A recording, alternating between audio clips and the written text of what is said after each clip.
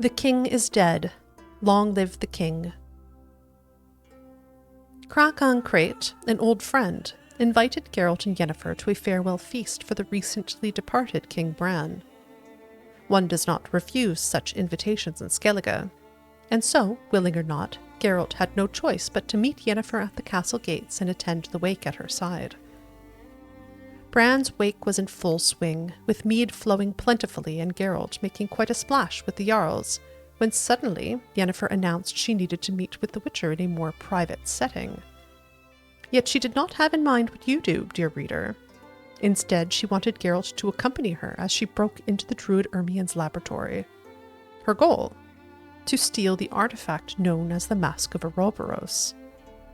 As you can see, life with Yennefer was full of surprises, a fact Geralt had grown used to and even, one dares say, quite fond of. After much wandering, Yennefer had finally found the mask she had been seeking. When Ermion's laboratory grew dangerous, she teleported herself and Geralt back to her quarters.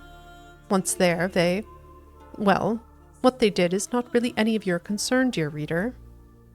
Afterwards, they returned to the wake. Craite only arrived as the wake was drawing to a close. He and the other Jarls had locked themselves away in a proverbial smoke-filled room to scheme plans for Skellige's future.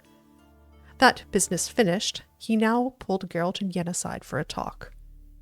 When he heard they were searching for Cerys, he agreed at once to provide them with everything they needed. Luckily for Crach's treasury, Yennefer did not need everything, just Ermion's permission to examine a mysteriously deformed forest, the result of a magic explosion that might have involved Cerys.